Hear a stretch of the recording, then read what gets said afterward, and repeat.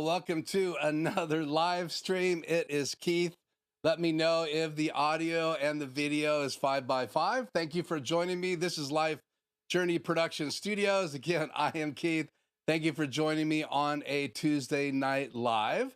I'm really excited about tonight because many of you guys know that part of my behind the scenes is consulting and helping people that reach out to me here on the channel through a free Zoom consult. And occasionally that ends up, thank you, by the way, Hank, for that 5x5. Sometimes that leads to me having Zoom conversations, helping people with their studios, with podcasting, live streaming, whatever it might be that I cover on my channel. I've helped people with hyperdecks and ATEMs. I've helped people with prompters, all kinds of things. Sometimes I just help them in that free 1 hour consult, which you can sign up for. The link is in the description, or they ask me how they can get involved in a relationship with me, helping them until they can get up and running. And so tonight we have a special guest that we're going to get to here in just a minute. I'm going to hold off the introductions for a little while we say hi to everyone that's popping in the chat here. Let me get a mouse ready so I can do that. So let's say hi to everybody that's in the chat here so far. And I know we have some people still coming in, but early tonight, Grish was in the chat. So hi, Grish. It's good to have you here. He says, hello from I-84 East. We'll be coming past Kennewick in about an hour. So, wow, Grish is going right by my home Tri-Cities, Richland, Pasco, Kennewick. So we're going to wave at Grish as he goes by. And then Hank is in the house. Thanks for joining me, Hank. And that's all I see so far in the chat, but we will give people a few more minutes to hop on here. And again, Hank, thank you for letting me know that the sound is 5x5. So obviously this goes live on Tuesdays at 4 p.m. Washington State time, which is Pacific Standard Time. Things get a little weird when we go to daylight savings time, but tonight we are on regular time. So if you're tuning in, it is 4 o'clock here in Washington. And if you're on the East Coast, it is 7 o'clock. And if you're even further out in the Netherlands, it is 8 o'clock. And then all over the world, we have people that tune in from Australia, from the United States. I've seen people here from Canada and the Netherlands, occasionally South America, Venezuela. So anyway, it is great to have you. And if you are not subscribed, then just subscribe and you can chat after 1 minute with us. We would love you to be a part of the chat tonight, conversing between each other as well as asking questions of our guests tonight. That's right. I'm going to attempt tonight to bring in a live guest. I have not done that in a long time. And so this will be a test. Hopefully we'll pull this off because that's the whole plan tonight, for you guys to meet someone that I've been working with, is now very much running on their own and doing a podcast both on YouTube and audio podcast, and created a studio in the house. And we are going to get a tour tonight. We're going to get a chance to check out kind of what equipment and ask questions. I'm going to spend a little bit of time doing an interview. We have a clip from one of the podcasts, actually the first podcast that went out on the channel. So again, I will introduce our guest tonight here in just a minute. We have You Step Productions in the studio. So cool. So back at you, Austin. So evidently there's a connection with you and our guest tonight. That's really cool. Don't forget to record. Thank you for reminding me that it is now recording, so you guys can see that. So thank you for reminding me. So obviously when you are having guests on your channel, you have to decide how you're going to do it. I'm going to be using Zoom tonight. There are lots of tools to bring in guests. There's now lots of people creating tools to bring in guests. You can bring them through NDI. You can bring them through specific equipment. I'm going to be using my laptop. I already have my guest in Zoom, and we are going to be hoping that the audio and everything works. I have some layouts created in SuperSource. So hopefully those work fine tonight. I have a number of layouts that are all programmed in macro. So we'll see how it goes tonight and make sure that everything is 5x5 before we get deep into that interview. So obviously tonight, if you haven't hit the like button, please do. I have a survey up right now. It says this. It's in the chat. Do you watch video podcasts on YouTube? Yes or no? So please answer that poll. It's going to apply to our conversation tonight with my guest. So I hope you guys will answer that poll. Again, that question is in the chat. It's just a simple yes or no, but I would appreciate if you guys would take time answering that question tonight. So hopefully we're going to get some more people here on before I invite our guest in. But again, thank you so much for joining me. I am in the middle of the outline and plan for my new ATEM Extreme ISO getting started. It'll apply to the Extreme.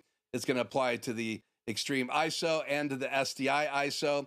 So that should be getting going here very soon. I've been doing a lot of planning, doing a lot of behind the scenes things, so I can really record this video in just a matter of a couple hours and limit the editing time like I've spent days on other videos.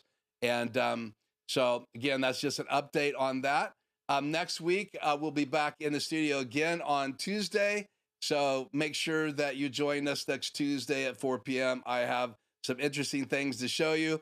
I'm actually doing the install in a studio right here in my neighborhood.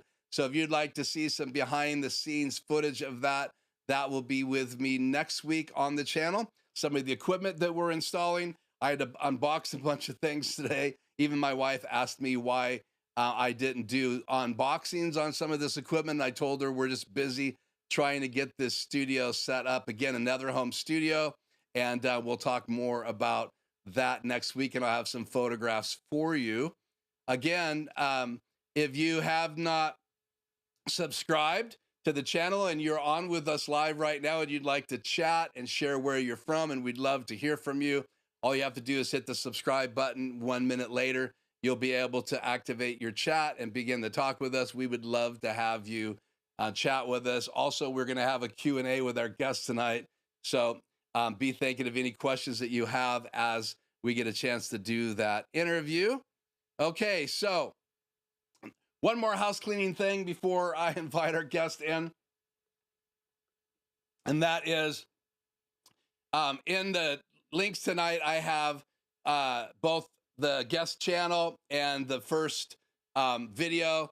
So please don't click on those until the end of tonight's live stream. I'm also going to be popping into the chat a link as well, and we'll talk about that at the end. So guys, thank you so much for joining me tonight, and make sure again that you like the video. That helps the algorithm. And please say hi if you are in the chat tonight. Please say hello and where you're from. And we will get on to the live stream here in just a minute. So last week, we were live. And so if you did not get to see that, I'm going to put this chat on the air. So looks like we have a new subscriber over at Eric's channel. So cool. We'll talk about that in a bit. So again, last week we were live. So go back and watch last week's video if you have not seen it yet. Actually, I'm really kind of excited about some of the things that we've been able to cover and some of the things we've been able to do live. Last week, we fired up some new features in the Rodecaster, or the prompter by Elgato, and that was really cool. I'm going to say hi here to Bert. Thank you for joining us. Spooner, Wisconsin. I think I got that right. And I think it's Groheim. Let me know if I pronounced that right. Give me a thumbs up. If I didn't, give me a smiley face, and I'll know I need to do better on that.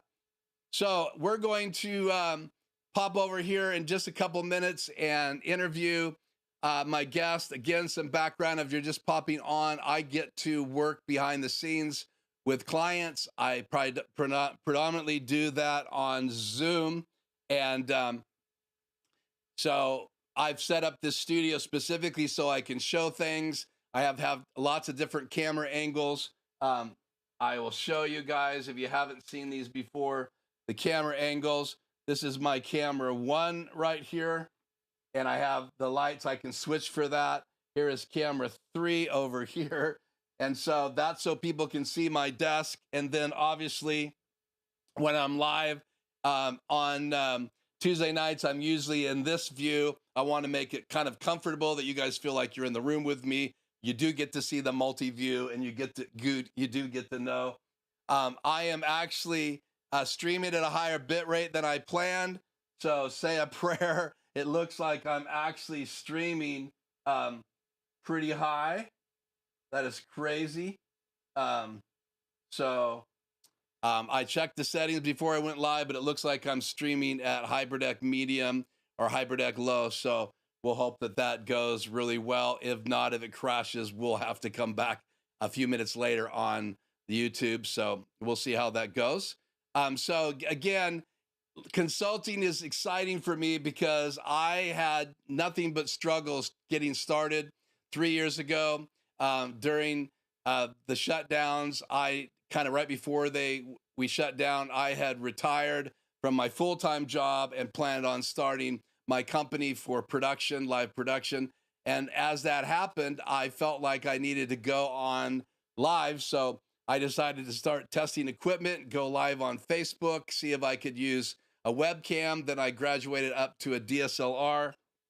I used a Cam Link, which is an Elgato product that lets you come in HDMI from your DSLR into USB A, but it's 3.0. And then I was using OBS to live stream. Then I went to an ATEM Mini Pro and then to an Extreme, and I've graduated up to that. And as I took this journey, many people helped me. There's people that I asked questions of. I went on their live streams. Sometimes they would chat with me. Sometimes I got email support, and I watched tons of videos. But really, to get from the beginning to the end, it really would have been nice to have someone to bounce ideas off of, ask questions from what type of camera, what kind of switcher should I get, what audio interface should I get. And I just had to do all the research mostly myself and ask questions on the way. So my hope is that I can help people stop from buying the wrong items or buying things they're not going to need or not looking down the road to know what kind of studio setup they need to have. And so anyway, for whatever it's worth, the journey for me was difficult. So I love being able to take clients on, help them either via Zoom or like my local client right here in my neighborhood. Now we're able to talk face to face, and I'm able to go to that house and actually help set things up. I've done some installs in the Northwest. I've done some installs here locally. I have some local clients that I meet with every so often to help them with their podcast. But most of the work that I have actually been doing in the last year and a half has been over Zoom. And so we're going to use Zoom tonight to bring in a guest, and cross your fingers and let's hope that everything works here. And we'll introduce our guest here in just a few more moments. So I'm going to say hi to Jay. Jay is in the house, and lots of people tonight have channels. So take some time to write down some of these channels, go check them out. And if you like what you see, subscribe and like the videos and share the videos. We want to build up the community here. So, okay, I'm starting to feel like I'm stalling. So let me just double check my settings here in Zoom. And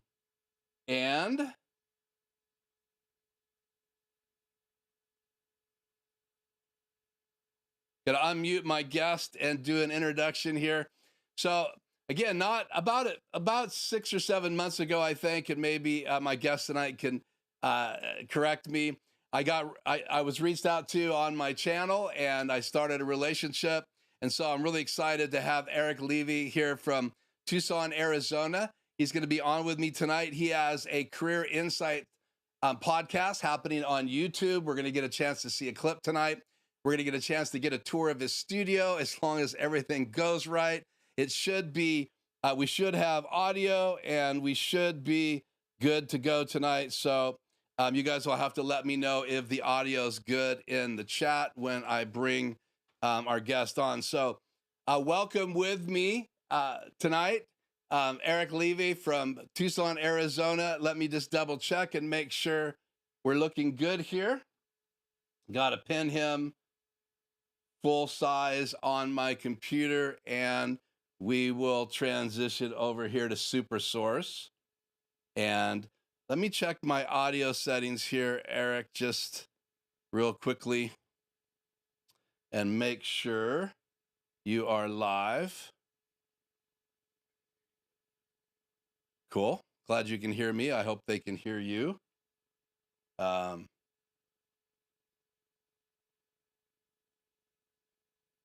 Welcome, Eric. I'm going to make a little adjustment to Super Source here for your box, and we'll bring that down just a touch and increase the size. I had to guess what this is going to look like.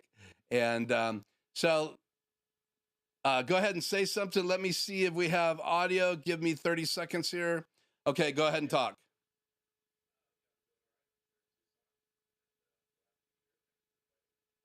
Okay, I don't have any audio yet. Let me find out what's going on here. Worked last night, but it's not working now. Let me just look at my settings here for audio.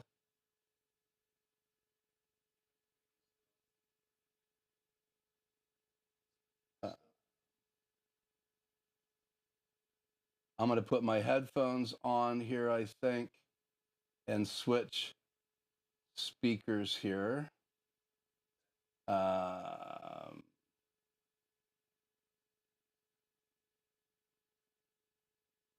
Okay, say something now. It's finally starting to cool off around here a little bit, but cooling off means 100, not 112. What's that? How hot is it? Cooling off here around this time of the year means 100 degrees, not 112 degrees. Yeah, I know. We actually will get up to about 112 here in the Tri-Cities, and it can be crazy. So I know what Arizona weather is like, but not like summer Arizona weather. I hear it's brutal. Oh yeah, sometimes. Yeah.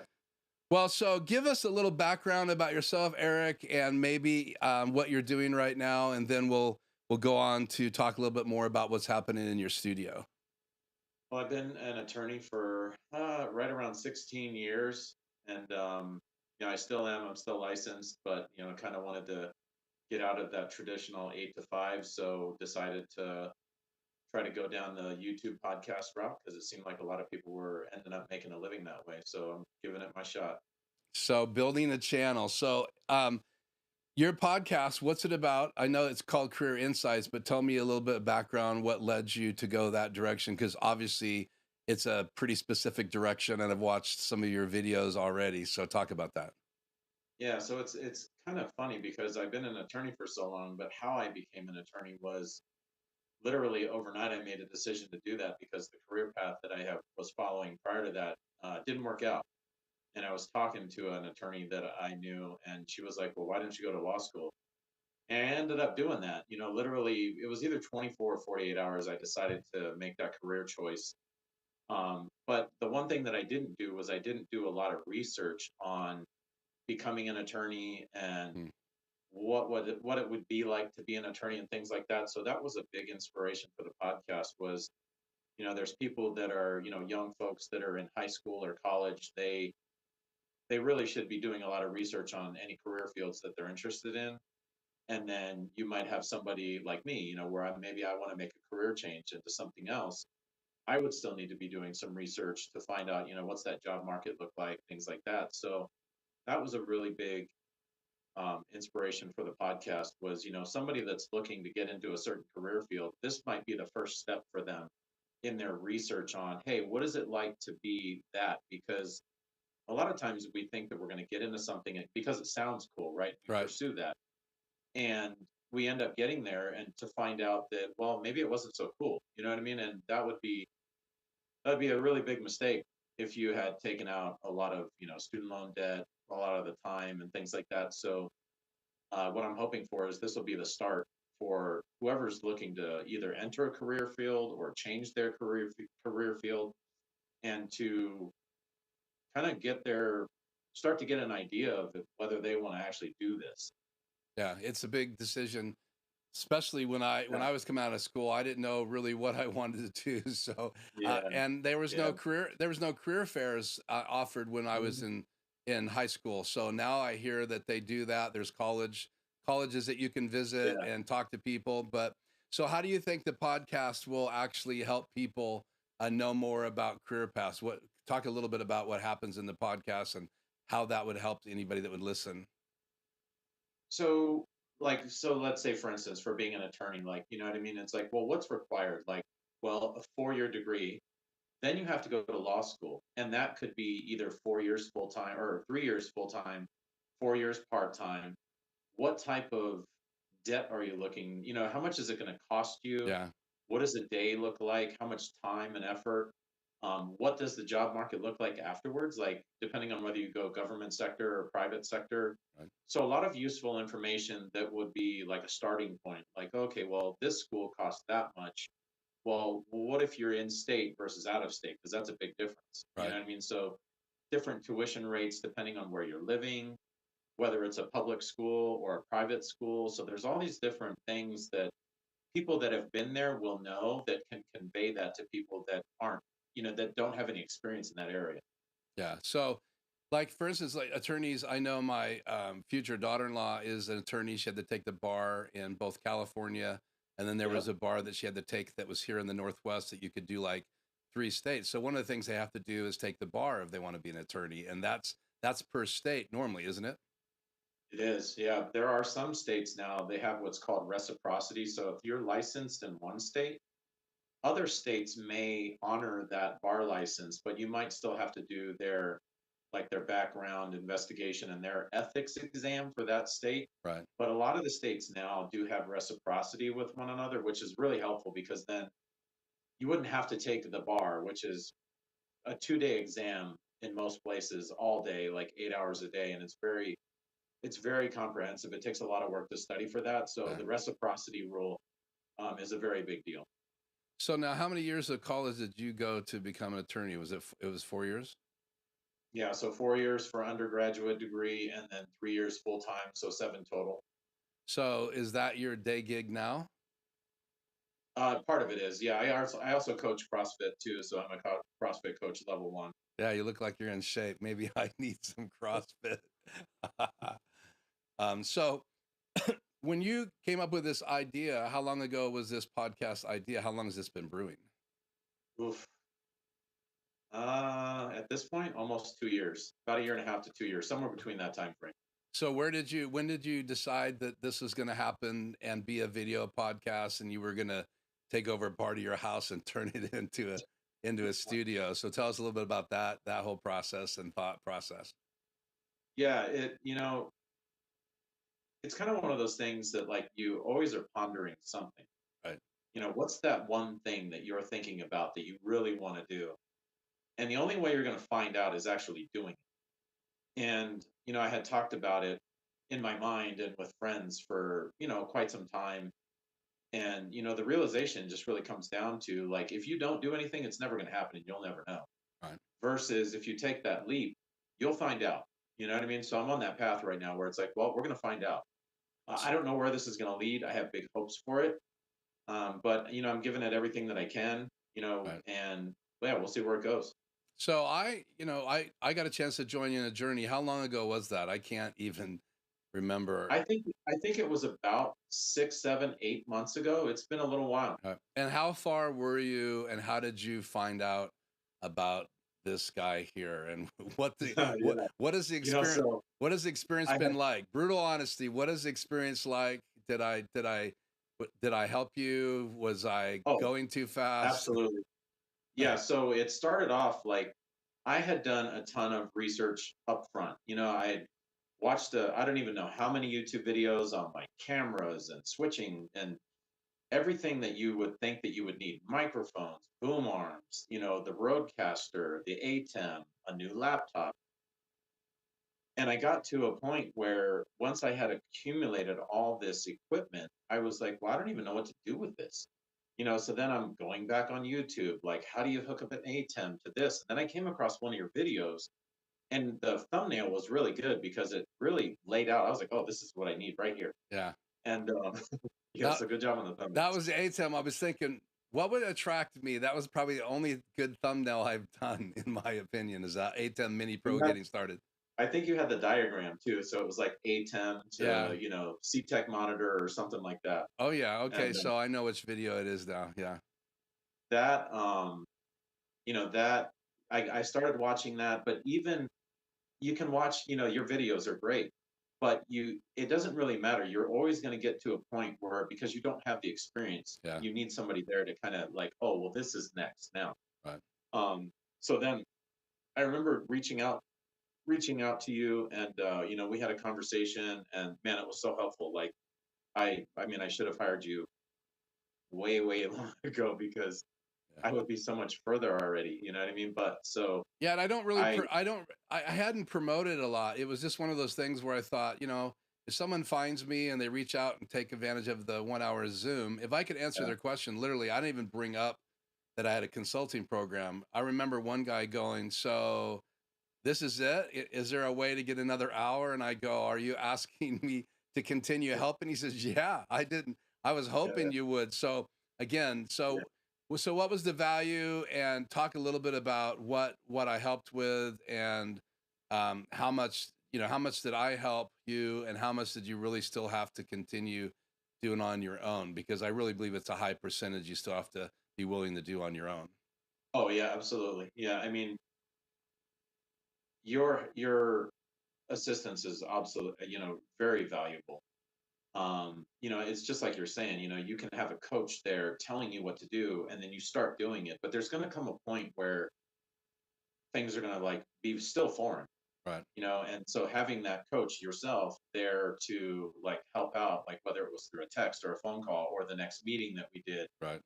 I mean, you can't even really put a price on that, because otherwise you're just spending all of this time hoping that you're going to find the information in a YouTube video or an Right. article, versus we Right. can just have a conversation and solve that issue in 5 minutes. Right. And one of the things So too is then I can point you in the right direction, because I've watched so many videos and there's people that have mhm, influenced me. A lot of times I'll just say, "Hey, we could spend 3 hours trying to cover DaVinci Resolve, which I don't edit with on a regular basis, or you could watch this person or watch this video." But once you realize that's the solution, right, for you, because yeah, it's free and you decide to go that direction, yeah, then yeah, you have to do kind of the hard work. And that's what I was talking about, because I'm really not looking to have people jump on my back and carry them to the finish line. What I was really trying to do is come alongside, assist, and then hand you the tools, and eventually, hopefully, have you just run on your own and then reach out occasionally. And I have a lot of clients now that just text me. We're not in a consulting relationship anymore. They'll just text me a question, and then occasionally they'll feel bad and they'll go, "Hey, Keith, I want to get a couple hours." And really, it's the idea of the synergy and having the relationship. And from my perspective, the chance for me to meet you and your wife, which we'll talk about what she's doing a little bit later, is yeah, invaluable, because I'd have never met you. I'd have never had a chance to yeah, watch your podcast, be a part of the journey. And now I feel sure. like 5 or 6 years from now, you and I will be exchanging ideas of how to, Oh, how for to real. build Yeah. our channels, because you can tell you've done a lot. So talk about the studio. Where is it in the house? Are you in it right now? What are some of the things you had to consider to start building a studio or a home studio to be able to do what you're doing? Yeah. So I live in a 3 bedroom house, and, this is one of the spare rooms. And I was questioning, because it's not like a huge room. I think it's 12 by 10. It's like a standard room, right? Right. And you look at other podcasts and like what they do, and you can tell that the space is pretty big. Right. So you're a little bit hesitant, like, can I really do this in this space? So then you're watching videos on like what people are doing in like small spaces, because you can find those videos all day long. Right. But then, it was like, okay, well, if we do this, this room is going to be that. That's it. I mean, you're not going to be able to do anything else in here other than podcasting, and that's really what it has become. It's like it is a studio, and it wasn't really a hard choice. It just feels awkward because you haven't done it really before. But you, just like anything else, when you haven't done it, when you do it, you start to get used to it, and now it just feels normal that that's what this room is. A lot of like researching, a lot of thought going into, because it's a smaller room, like Right.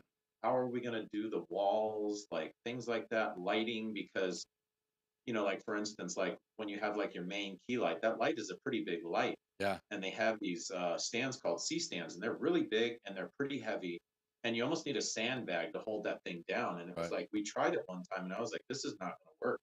And I can't have three cameras with three stands because there would just be stands and cables everywhere. Right. So then it was like, well, what can I get for wall or ceiling mount? Because they make a wall or ceiling mount for almost Right. everything. Right.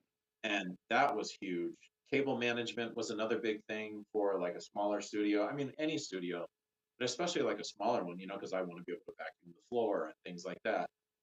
So I feel like I've optimized this the best that I could, after a lot of like thought and research and just kind of hunting around for that perfect piece of like furniture, or it's like where I have like where I have the Rodecaster, the A10, my laptop, and the C-Tech monitor. I found this perfect little table with wheels on it that I can disconnect everything, and I have hooks underneath my podcast table that I can loop all the cables to, and I can wheel that out. That way, when I vacuum, there's literally almost no cords It's awesome. in here.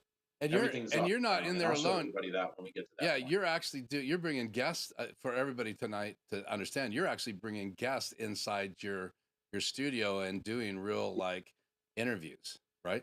Everything's been in person here in the studio so far. Yeah. So for every my viewers are really interested in the tech, what are like so take us through. So the cameras that you're using right now, how many cameras do you have?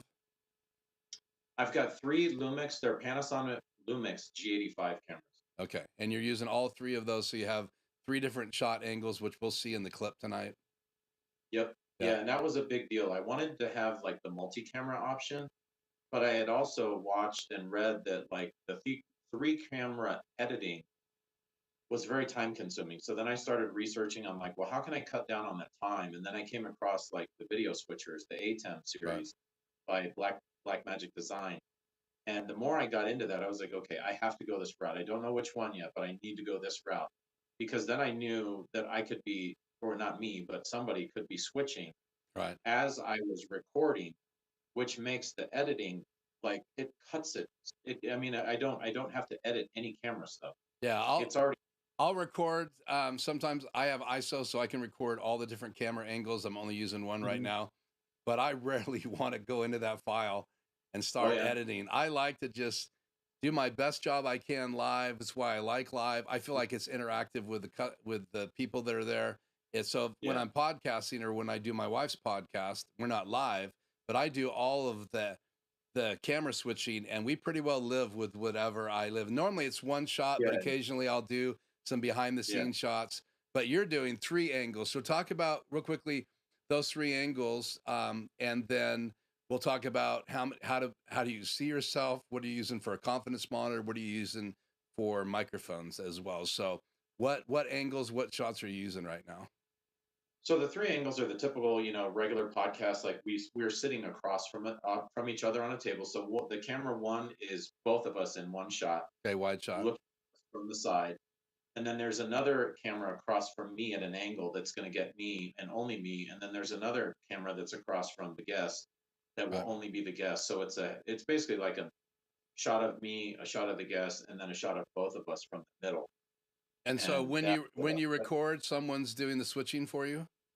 yes, my wife. Okay, cool. It's nice to have someone else in Oh, the studio. well, I'm a one man band, except for when Zoe, my dog, comes in, and all she will do is add more noise to the live streams of the podcast. I, I had heard that like people, like if they do it on their own, they can have like a flip pad or something like that. But I never needed to go that. And thankfully my wife is willing to do this for me, because it's very helpful to have the switching done. So anybody that's going to be doing a multi-camera podcast, an ATEM of some kind is almost a must. Yeah. Like, it will cut down on your editing time immensely. So tell them which one you have. So you have an ATEM. I have the A10 Mini Pro ISO. Okay, so you can record all four inputs.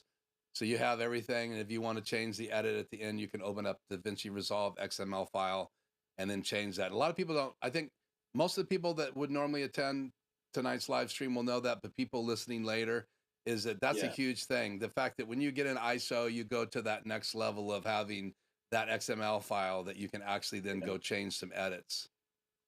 And the editing for me has been pretty smooth because basically when I'm done with a podcast, I just pull it up in DaVinci Resolve and then I'm watching the whole thing to make sure there's no glaring problem that I need to fix. Right. But I'm also putting in zoom effects and a couple other things. I'm taking notes as I'm going through of Right. highlight parts of the podcast. That way I can make an intro.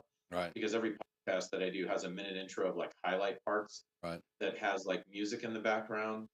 And then I've also put the zoom effects in. So literally, like if I have an hour and a half podcast, I can edit that like 2.5 to 3 hours. Wow. And then I'll make my intro. That might take like another hour. I put it on the front of the podcast.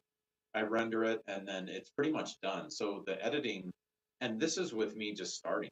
Yeah. You know what I mean? Once I get into like a good workflow, I think I could be able to like do my short form, my shorts, and everything for a podcast within probably 4 to 5 hours per podcast. Awesome. That's my goal. So audio right now you're using, I heard you say Rodecaster. Are you using the very original or the 2 or It's the Pro 2. Okay. And then what microphones are you using? I've got the Rode pod mics. Okay. And how do you like the sound of those? Oh, good. Now that we've got it dialed in a little bit better, you know what I mean? Because distance was an issue at first. Right. Starting to have like a little bit of like a tinny sound, and then I was looking up some stuff, and we the last one we just did, we had them like within that 3 to 6 inch range, and that really helped a lot. Yeah, it's very it's like this microphone. You need to be on it. I'm away from it right now because my mic's a bit hotter than your mic, so I'm trying to balance our audio. So you have a Rodecaster Pro. You have 3 cameras. You have a ATEM mini ISO, mini Pro ISO, and then you have a laptop you're doing editing, or PC you do your editing on. I bought a brand new laptop because I wanted it to have like I wanted it to have a really good video card. I wanted it to be a quad core processor because DaVinci Resolve requires. I mean, you don't have to, but the higher end PC that you have, the smoother it runs, and it runs really well. I've got like a laptop cooler that goes under it, but I also have the CTEC monitor, so I can see, like, whoever's doing the switching can see everything that's going on during the podcast, which is very helpful. So you're using it, so you feed all the cameras into the CTEC and then into the ATEM. Yep. Yeah, and then you also have multi-view if you want it coming out of the ATEM Mini Pro ISO, because it's got one HDMI out. So the other thing, so for lights, then you talked about a big softbox. So now you have things mounted on the ceiling. Is that how you have your lights?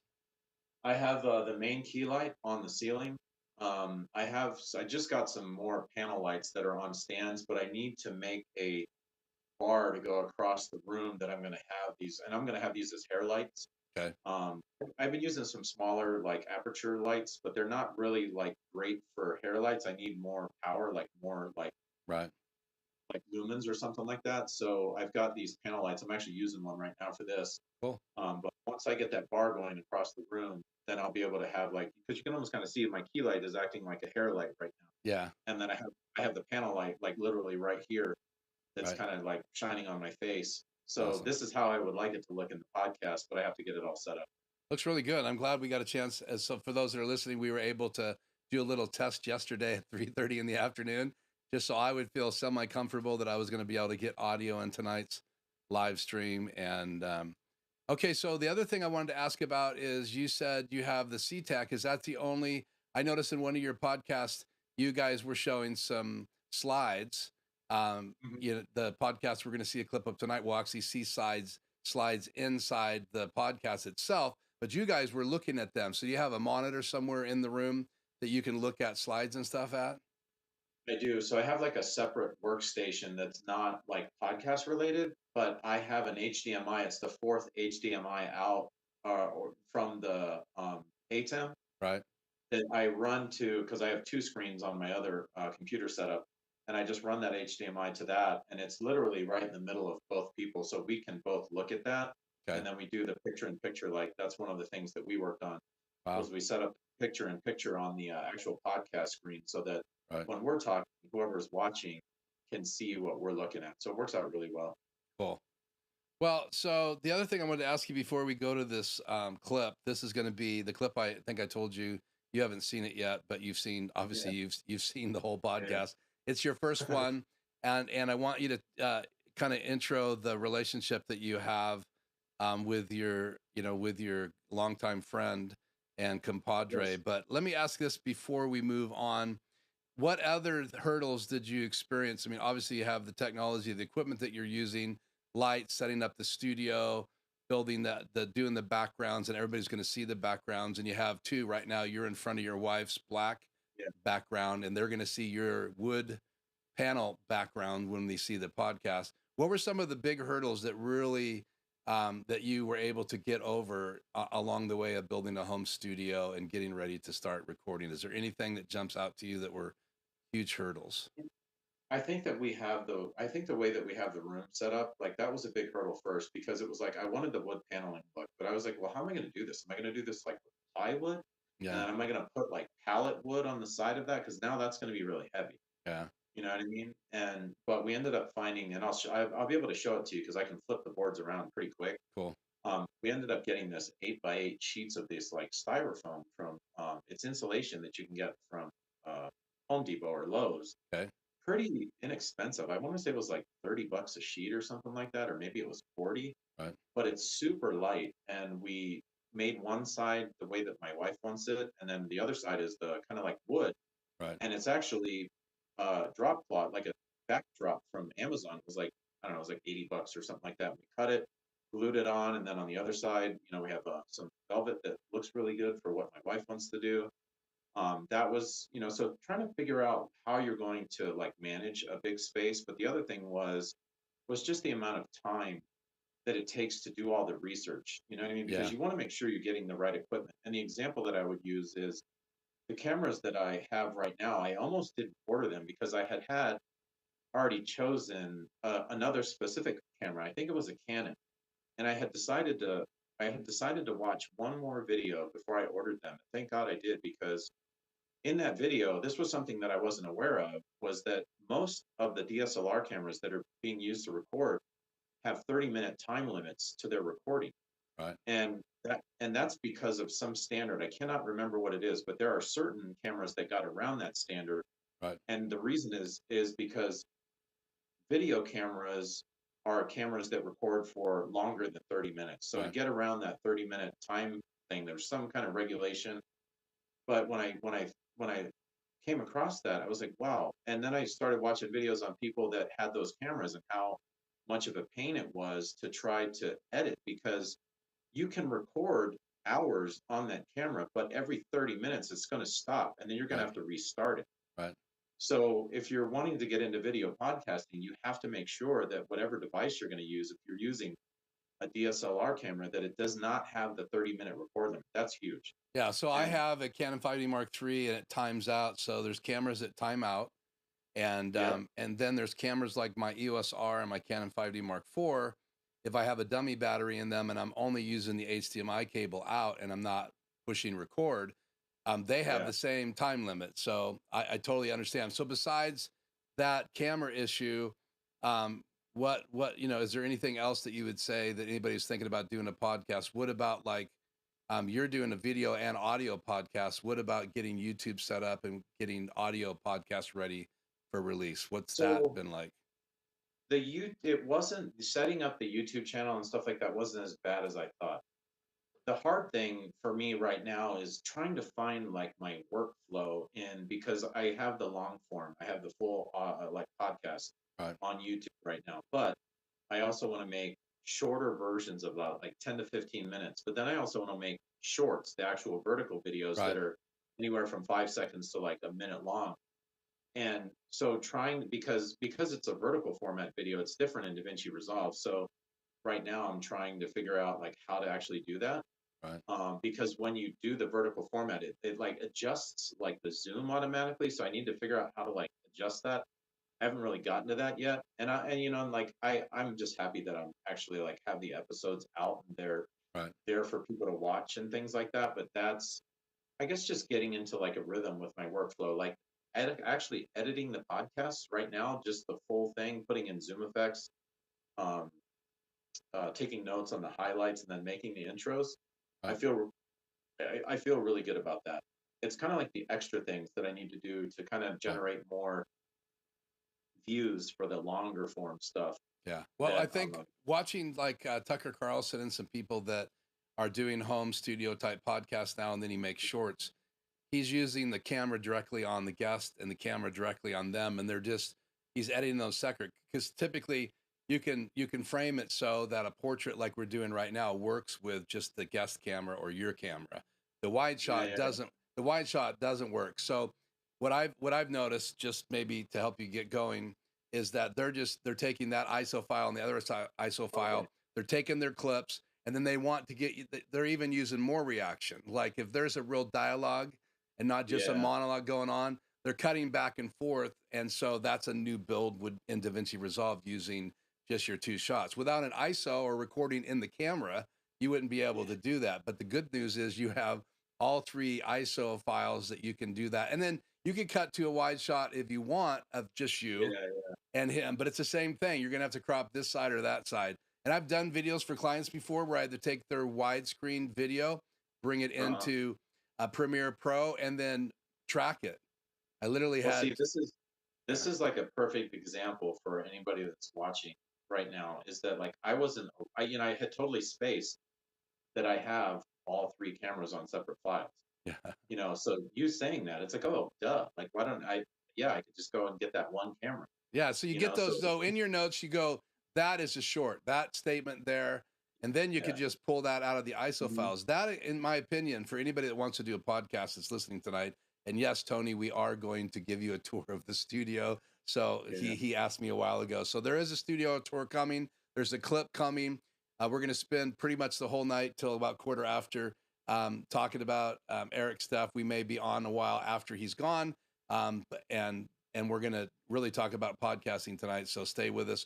We have a clip coming up just as a commercial, and we also have Eric's going to take us through a studio, and so we'll try to change the format and just have me in the side in the big picture as he picks up his phone. Now you're streaming. I mean, you're in the Zoom right now on your phone, so you're going to be able to go mobile. oh yeah, yeah. I'll show everything. Yeah. Yep, you'll get to see everything. I'll show everything I have and what I thought about it. And Yeah. if anybody's got any questions and they want to send it to you in the chat, I'd be more than welcome to Yeah, I'm going to answer be it. monitoring the chat, firing out the questions to you as you give us a tour. So that's going to be Okay. really cool. I think Ernesto popped in. We'll catch up on the chat here in a minute. So, okay, so I really do want to get to this clip, and I have a clip of your podcast. This is your very first podcast. You asked me a question out of the blue, and I asked you, when is your first podcast? And you go, I'm getting ready to release it right now. And I said, please send me a clip. So for me to see the end result, even to see your studio, I was jacked. I mean, I thought your studio looked, I mean, for someone that's never done it before, has never built a studio before, I was like going, dude, that's pretty nice looking. And I clipped a picture and sent it to you and said, wow, I was really impressed. And then you asked me if I had any critiques, and I finally, gave you a couple of critiques, mainly Yeah, about backlighting for separating you from the darker set. yeah, But definitely. so this Right. clip, which is about 5 minutes, it really gets into a special moment that happened over when I don't know if you both guys are serving in the military overseas, but there Just was, him. yeah, just him. There was a big event that he talks about. That's the clip. There's a picture of Mhm. him younger that we're going to start the clip at. So tell me a little bit about this first guest, why you had him on, and a little bit about your history, and then we'll roll the clip, and then we'll come back and talk some more.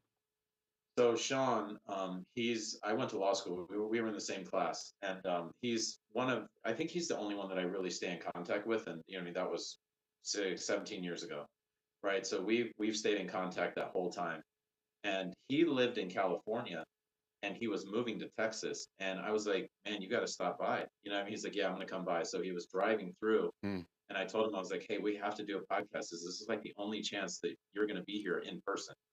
And so it was like it kind of forced it, you know what I mean? I didn't feel like I was ready to do it, Wow. but we did it. And at the end of it, I was like, man, that was actually really good. Like I felt really good about it. Yeah. And so then it's been every week after that. You know what I mean? I was like, I'm glad that he came through because that was kind of the thing that kind of tipped it over the edge. I was like, all right, we're going now.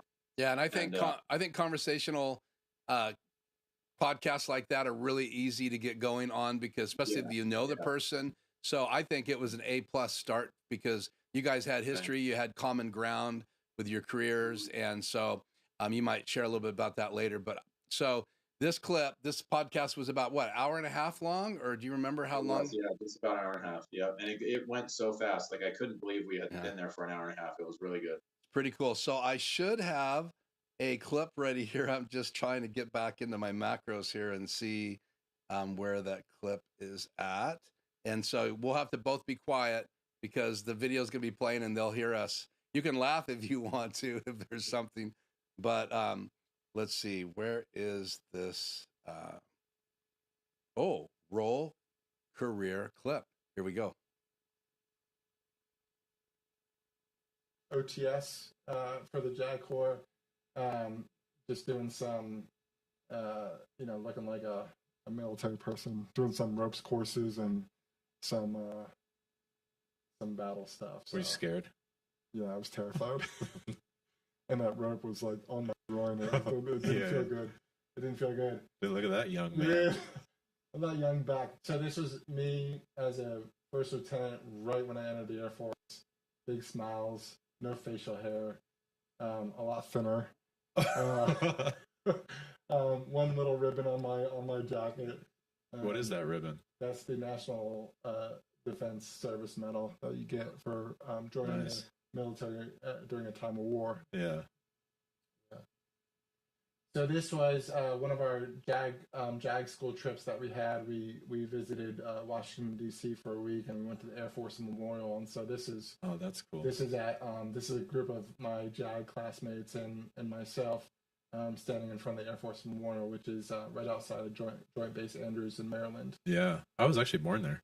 Really? Yeah, I was born in Andrews. No kidding. Yeah, I've been there since. On the installation. Yeah. Uh-huh. Oh. Side note, I just learned so much about it tonight. This is a picture of some of the JAGs and paralegals that we worked with when I was deployed to Afghanistan. You're the bottom elbow on your knee trying to look like a stud or whatever. I'm wearing a pistol. Oh, got my 9 on my chest. There you go. Yeah. I'm bottom right. And that's with some of our hardware behind us that we got to ride on while we were in the desert. This was where? Bagram, Afghanistan. Okay, so is there you're in like a little base? Yeah, I was on. So Bagram was the main one of the major installations. We had a very large airfield, so it was a very busy base, a very big base in Afghanistan.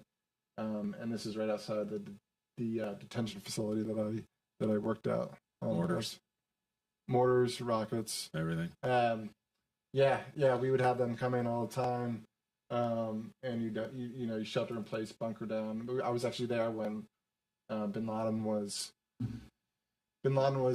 killed. Wow! And I was in Afghanistan, and we had heard through military channels that before the president had announced it, we had heard through military channels that they suspected that he was killed. Wow. And it was like 1 a.m, because often the times when I was deployed, we were working 8 a.m. to midnight, 7 days a week. And it was like 1 a.m. There was a bunch of us that were still in the facility, and we were finishing up, and we heard that Bin Laden was killed. And so one of my buddies there had a box of cigars, and so we all went outside the detention facility and just had a celebratory cigar. And there was like 30 of us out there, and we were just like so happy. And then about like 30 minutes after we get outside, we just got bombarded. It was 30 minutes after Obama made the announcement. We got like rocketed, we got like lit up. Luckily the Taliban, they don't have very good aim, and they just kind of like shoot stuff wherever. Yeah. But we got rocketed pretty hard. We're bunkering down, and after that, our aircraft took off, and just absolutely, we saw them take off, and we just saw American firepower blast the crap out of this mountain. Wow. because they had tracked where these rockets were coming, and it's just like lit up the sky, and like we're all standing there like in chill. We're like America, like it was just like one of those moments. Yeah. You just want to hear the national anthem play. You know, it was like intense. And then like after that was done, complete silence. Wow. Didn't even. And then we just hung out for like another 2 hours. Like we didn't go to bed till like 4 in the morning. That'd be surreal. Like we were just. It was intense, but it was like a super proud moment. It was awesome. I wish I could have been there with you. Yeah, it was one of the best moments of my deployment. Wow. By far. You know, minus getting rocketed. Yeah. Let's go back to what happened here. Let's go back to Eric and I. So that you couldn't hear that at all, could you? I could not. No. Oh man. So basically ends with the fact that the airplanes flew over and started blasting the guys on the mountain, and he said that was one of the best moments of his overseas experience. He says that was the highlight. I'm going to fix your super source here as we talk here. So, so what was your biggest takeaway before we look at your studio? What was your biggest takeaway in that first experience? And talk a little bit about being the interviewer with a friend, and what did you learn by doing that first interview as far as being a podcaster? You know, the first interview, the big takeaway was that it wasn't anywhere near as bad as I thought it was going to be. It was like, man, that went really well. I felt really good about it, you know, and even he was like, dude, that was awesome. You know what I mean? And my wife, same thing, you know, and they weren't just saying it, you know, they're like, wow, that was really good. So I felt really good about that. And it just kind of was like, okay, like we got to go, you know, like we're going to do more and we're going to do more. I think my experience as an attorney has helped me a lot, because I've been questioning people my entire career, because I was a litigator. So, you know, like hearings and trials and stuff like that, like that helped me a lot. But you know what I mean? It's really you're just having a conversation. So, you know, if there's that hesitance because of, you know, that anxiety or that nervousness, it's really, you're just talking to anybody like you would anywhere else. Right. It does feel a little weird that it's going to be on YouTube, but I thought that was going to be an issue, but it's not. Yeah. I'm really proud of like what I've done. You know, just it's kind of like what you were saying earlier. It's the first time I've done this, and I really put a lot of work into trying to make it as professional and as good as possible right out of the gate. And I'm happy with the product. Are there going to be things that are going to be improved? Absolutely, because it's not perfect. Yeah. But I feel for where I'm at and my experience, I feel like I did the best that I could. And you know, there's going to be little improvements along the way, like there already are, like a couple little lighting things that I've done, and getting these panel lights, and you know, little things like that. So yeah, I just you know, don't be afraid. You know, if like you want to do it, you have to go for it. But I will say, hire somebody like Keith, please, because it will save you so much time and heartache to have somebody there by your side coaching you on all the little things that you're just not going to know because you've never done it before. Yeah. Next week, I'll share a little bit about a client that I just picked up, and she had bought hundreds upon hundreds of dollars of equipment. It's all in boxes at her house. She lives right around the corner from me. Literally, I can jump in my car, pull out of my driveway, and be at her house in 3 minutes. But she was so completely overwhelmed. She bought a series that tells her how to present herself, what kind of microphone they use. There was a whole list of things, but there was no hands-on. So when she got to the end of the video series, she's like going, what do I do with all this stuff? So that was in May, and she hadn't even unboxed anything. She even had a Dell computer in a box that I had her take back to Best Buy and replace it with something faster. So how much time do you think you saved by just having a little bit of hands-on help in getting the podcast up and running?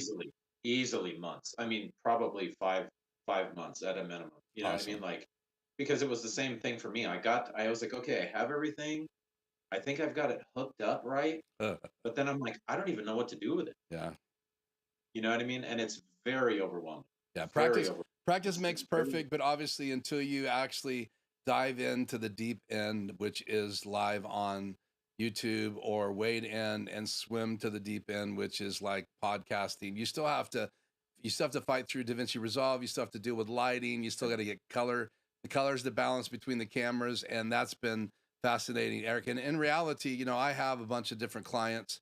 I won't insult anybody tonight, but the interesting thing about you and your wife, and we're going to segue into what her podcast is, then we're going to do the tour.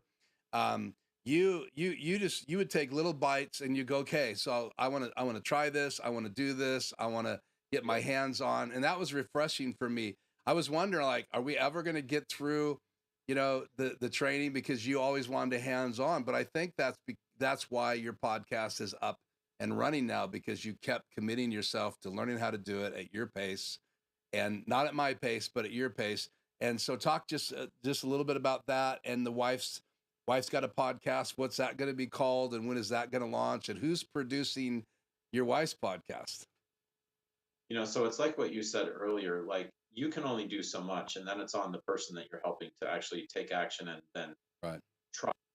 You know, I mean, you have to make the attempts, and it is intimidating, but the more you do it, just like anything, this is not anything different than whether you wanted to go work out or learn how to fix your car, or, you know, I need to repaint my room or something like that. Right. And you've never done it before, like you have to start doing it. You have to try things, and that's the only way to really figure it out.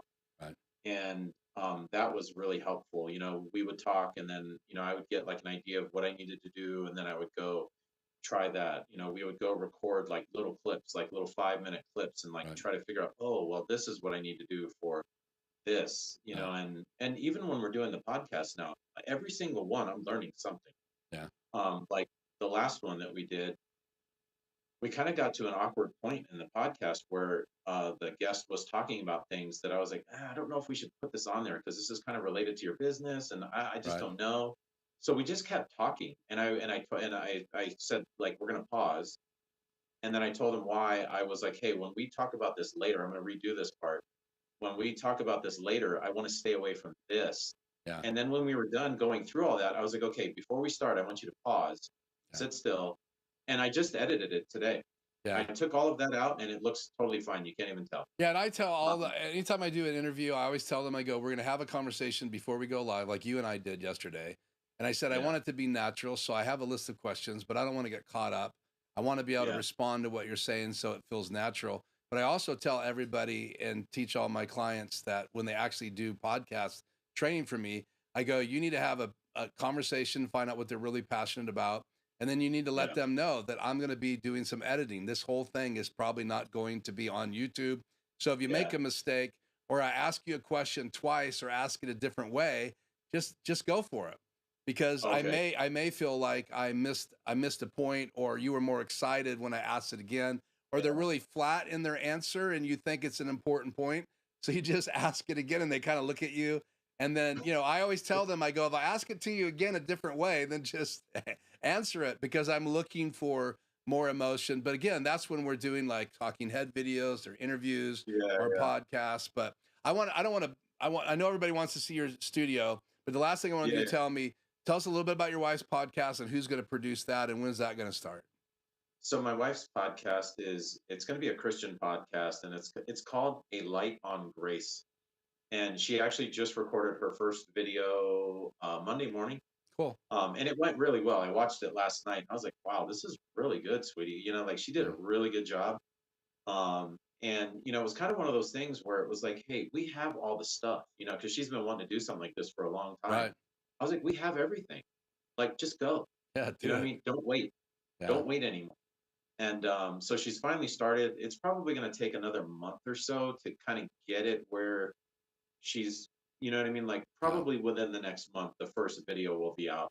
Awesome. And but I don't really like produce it. I just been kind of helping her with it. Cool. Kind of like encouraging her. She's going to do all her own editing and things like that. But awesome. If there's any switching that needs to be done, I will be doing the switching. Because she's going to it's going to be daily devotionals where she talks for like 5 to 10 minutes. Okay. But then maybe like once or twice a month, she'll have like a conversation, like a long form content video where she's having conversations with somebody, and I will be switching on those. That's cool. That's also going to be good practice for you, because short videos like that are very popular as well. They have their own audience, and for you to actually do the switching for that, you're probably going to go, wow, I should do some short ones. Yeah. So, okay, Yeah. I know if we don't get to your studio, I'm going to lose these guys. So let me switch views here real quick. You can see it. You're going to watch it change. Yeah, Me and Eric's I'm gonna tour. switch my camera view on this to the other. Let me switch camera. Okay, so everybody can start asking questions right now in the chat, and I will then we'll get a preliminary tour, give us a quick look, and then you guys can ask questions in the chat, and I will be asking these questions to Eric. So can you go portrait? Okay, so Can you turn portrait to fill the frame? Turn your cam there. Yeah, there you go. like Cool. that. Yeah, that's perfect. Okay, so that was the light that I was sitting in front of. Okay. I'll start with the cameras. So I have 3 cameras, and I mounted them to a wall. They're all wall cameras, and I have dummy batteries. So anybody that's thinking about doing longer podcasts, a dummy battery is basically you plug it into the wall, and you don't have to keep switching out batteries. So that's one camera. There's another camera over there. Here's a view of the actual set. You can see my key light that is hooked up right up on top of the wall. Cool. I have the table. This is the other camera right here. So this would be the guest camera because I sit right here. Okay. The guest sits over there. And you can see like little things like that light back there. I was like, well, why didn't I just put a light back there? Because look how cool that looks. You know what I mean? It like creates a little separation. I got some like little floor lights that kind of like show, like they kind of just create, like you can see that it creates like dimension to the wall. That's awesome. Because the wall, you know what I mean? The wall is really cool. Now I'm going to show you like what we did. So what we did here was, you can see we have this where this rests up against, and I'm literally going to take one hand and I'm going to turn this around. All this is like foam insulation. So I just flipped it around. It's just foam insulation. So that is my set. And then her set is just on the back side of that. So all we got to do is just flip this around, and it's super light. I did it with one hand. That's really, really cool how it's just that easy to flip sets. And then we have these clips right here that basically hold it in place up against that rail. So right. So right now this is like just kind of standing here. Is that like a shower But I have curtain? these. No, it's actually a clip from Harbor Freight. It's a cool. ratcheting clamp. And you know, Harbor Freight's a lot cheaper. I have the PSA boom arms, and then I have the Rode pod mics. One thing that was a big deal for a room like this is it's small, right? So the space on the floor is very important. So cable management was a big deal. So what I did was, you can see that like I ran, they have these things that you can like clip onto the underside of your, those like are a great. table or desk or anything like that. And you can run all your wires underneath, because I didn't want all of this stuff. And then I remember you told me about getting that power conditioner, that Furman, which is basically a power strip that takes out all the noise. So I have most everything hooked up to the Furman that I mounted underneath here. Awesome. And then all the cables are in like a centralized place. And then I have this little table that I've literally found on Craigslist that everything is on. So I have my laptop. Cool. Is there. I have my ATEM Mini Pro ISO. Awesome. I've got my Rodecaster. It's got the dust cover on it right now, but I have my Rodecaster Pro 2, and then the C-Tech monitor. And this monitor has all of the camera views on it when it's all hooked up. Awesome. And then this little table has wheels on it, and you can see I kind of tried to have everything set up. So these are the cables right here. These go to all the cameras. So I have them all kind of clipped up on there. Like everything is kind of clipped to this little table. That way, when I unhook everything, I literally just wheel this out. And then all of these cables here, I hook them onto these hooks right here. That way, everything is on the floor. That's awesome. And I can clean the room. I don't have to worry about anything. It's very like kind of like tidy and everything like that. And then the other thing that I have is that cable right there. That is an HDMI out from the ATEM to this monitor here. So that monitor, because this is a separate station. Okay. That monitor there is where we can HDMI out any photos that a guest sends, and then we can see that together. And we're talking about it on the podcast, which is what you saw. Yeah. in the clip. I saw you looking. I saw you looking. It's almost like you're looking at the wide shot camera when you're wide, because that's the center camera right there. Yeah.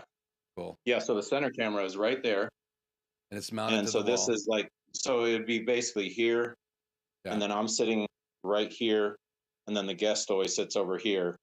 Awesome. And so this is the studio. You know, you can do it in a very small room. This is not a large room.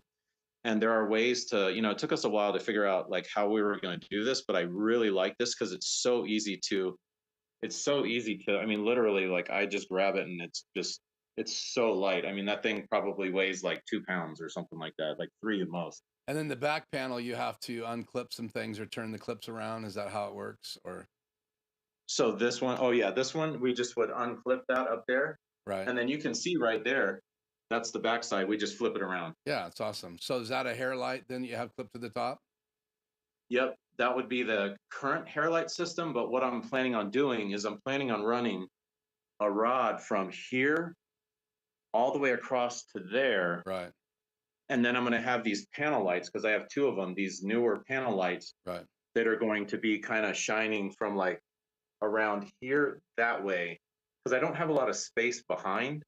So I'm going to have to kind of come from the side a little bit. Yeah. So watch my video on the auto pole 2 by, it's actually a compression pole that I have my lights hanging on the back of my studio.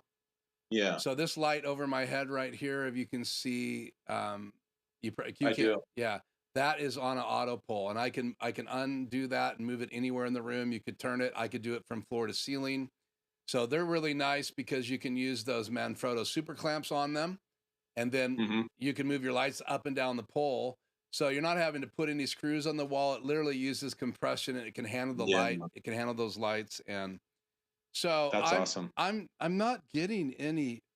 Maybe chat is stopped, but maybe Tony or someone that's watching can do a new chat to make sure that I can see Ernesto. I'm going to put it on the screen here. Chat on the air. Let's see here. Ernesto came in and he said, "Sorry, I'm late. I'm working on homework, but still listening." So, yeah, let me know. Tony, I'm bringing the guest in using Zoom. I'm not using Zoom ISO. I'm literally using Zoom. Occasionally, you can see the signal breaking down right now on Eric's camera. Gary Usser, Uras, thanks for joining us. Hello. Does the auto pole lose tension over time from the weight? Well, I'm not putting a lot of weight on it, and they say the auto pole 2 is certified to go up and down, so make sure you read before you order one. I don't put a ton of weight on. We're talking about the LED light panels like Newer or Great Video Maker. They're not super heavy, and so I don't worry about those. If you put big lights on those auto poles, just be really careful.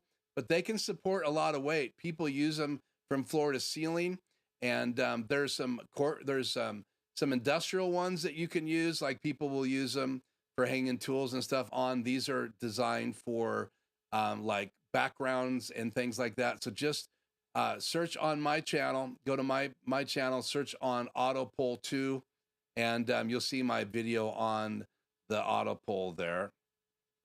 Tony says, great job with the studio, Eric. So the wood panels are glued to the styrofoam ? I love the concept. Yes. So these are just backdrops that you can order on Amazon. They're cloth, so you can see the edge right there. Okay. And we basically just glued this down, and then we ran glue here to keep it down. And then on the back side, it is just a completely different cloth backdrop, just glued down. And all we got to do is just flip it around. And the foam sheets that you can use for this are at Home Depot. They're pink foam insulation. I think they came in 8x8 sheets. And then we cut them down to these specific sizes. And we just used some 3M spray adhesive to get it down on the backing. So did you wrap it? Did you wrap it, or is it like wallpaper, or is it real are the boards shaped like that on the edges? So this is actually like a cloth back, and this is the thickness. I think this was 1 inch because you can get it in different thicknesses. We got Okay. the 1 inch because we wanted to wrap it around a little bit. Okay. That way, and the reason that we wanted to wrap it around is because if we didn't have it, then there would be like this weird edge right here. I get it. So when you have both of the same backgrounds together, that way you wouldn't see any like foam back there. We wanted to wrap it around the edge so that way when they're butted up against each other, that it would look like, you know what I mean? Like it would look continuous. Yeah, and plus if you painted the wall or had strips of cloth hanging down between those boards, then it would just look like putty, like the black putty. But they come right up against each other. It looks great. From the camera angles that you're using, I haven't seen any issues with those panels. Tony also asked, what lenses are you using for the close-up shots on your two cameras? Do you know what lens those are? These are the 12 by 60. These are the standard lenses that come with this. 12 to 60. And this is the Panasonic Lumix G85. Right. And this is just the standard lens that comes with it. So it's the 16. What does it say there? 16 to what? 16 to 60. So you can go. Oh no, 12 to 60. You know what aperture it is? Is it like a 2.8 or anywhere on the side there? I can't read. What does it say for aperture? Is it variable aperture? I can't quite see it. Around the left. What does that say? Oh, I almost can see it. There's glare. It's not focusing. You tap to focus on your phone? Yeah, trying to get it to focus. For some reason it won't. Hold on. Because you're so close. There you go. Yeah, it's kind of around the bottom. So we'll look it up. But that's the lens, Tony. We'll have to do some research to figure out what that is exactly. So then, and then in the editing software, so I have these kind of zoomed out a little bit, because if I have them too far zoomed in, the zoom effect that I use when I do the editing wouldn't look right. So I have them zoomed out a little bit more. That way in the editing software, I can actually zoom in to where I want when I want to, if that makes sense. Yeah. Cool. So the table is just like a table you bought online or locally? No, so I got a really good deal at Home Depot. So this is actually a 6 by 4 foot butcher block that I got. And then I ordered these legs on Amazon. I think they were called like hairpin legs or something like that. Yeah, familiar. And then they're just screwed on underneath. Awesome. So we actually made this. Cool. And then I got these hooks and I just screwed them into the bottom, because this is how I like manage like cables. Like I'll like wrap the cables around there to keep them off the ground like that. Yeah, I almost bought that. I almost bought that butcher block from the store as well. I was trying to figure out how I could get that in my studio. It was too long for my studio. But that's what I looked at before Shannon and I built our cover for our Costco plastic table. So, okay. I really like it. And I wanted it a little bit longer and wider, because I didn't want it to seem like we were staring at each other like super close. You know what I mean? No, that's cool. And that was another thing. Is I kind of wanted the table to be longer so that it gave the impression that the room was bigger, if that makes sense. Yeah, no, it does. It looks like that. It looks like a long table that you could actually have 4 people on there. You'd have to change your camera setup, but you could have 4 people there if you did the wide shot, and just have the 2 people closest to the camera sit further back. This will be something interesting. So like this was something like, so you look in this box right here, right? I just have like a little light. So let me pull this light out. That's cool. And then look at the difference without the light. No, it's night and day. I love that depth. And this is just a little like newer light that I ended up getting for free because I ordered something else. And just like little things like that can really start to set things off. And these are kind of things that I'm like learning as I go. You know what I mean? Yeah. The class that this new client of mine that was taking, he was talking about, some podcasts look like they're, like a YouTube studio where there's lots of neon lights. What I really liked about your podcast is it really kind of looks like it's not like a YouTube studio. It really looks like a professional, like you're going for a professional set look. So thanks. Gary Esser has a question here. Let me put that on the screen. Can you get butcher block from like and other places, different sizes, FYI? Yeah, he's just wondering. You got it from Home Depot, you said? Yeah, it was on sale. So, but yeah, you can get butcher block from a lot of different stores. It really just comes down to figuring out what size you want. and then just getting that particular size for whatever room you're putting it in. Right. The other thing is this was a raw butcher block. So when you get something that's raw like this, you'll have to get like a butcher block conditioner. That's what I did with this. Right. So just kind of like a little tip for for like butcher block stuff. Yeah, and I've had clients. Oh, and the other I've had clients add like a fabric and then put glass over it to change the set look. Yeah. So it's like That's cool. a piece That's of a good glass. idea. Yeah, piece of glass. It could even be tempered glass, but it could be frosted glass with like a color under it. So these are actually fake too. These are fake plants. cool. I think I got these from like Hobby Lobby or something. They were on sale. So, like, real is nice, but these don't need to be watered and they always look good. So just kind of FYI, those are fake plants. Yeah. The chairs I got off Amazon. The cameras, all the cameras I bought used because they're, it was like I was trying to stay within a certain amount, and I bought all the lighting used. A guy was selling like all of his lighting. The only lighting That's that was cool. new are these newer panel lights that I'm using right now. I bought those new, but all of the lights that I have right now are used. I actually have another one of these, but I don't want to. I have another one of these, but I don't want to run it because then I'd have to have the C stand in here, and Yeah. I feel like I don't really need it right now. Right. I think if you look into auto poles, you might just decide to, add light to the auto poles. Like right now, you have that pole going along the wall. That's a really cool idea. That's what supports your panels. And then I've seen that. I almost bought that particular pole so you can twist it up against the wall. You can go out further. So that light you can actually reposition. So your wife could literally have a different look. So this will swing this way or that way and come down and extend out or in. Yeah, those are awesome. So it's pretty versatile. Yeah. So can you sit down not where you're at, where your guest normally is, and let us shoot back at kind of your production station? Because I'm always curious. So if you sat in that chair, I know the other one you were using, but if you could sit in that chair and give us, so there's the door. So that's the bedroom door. And is this on the main floor of the house?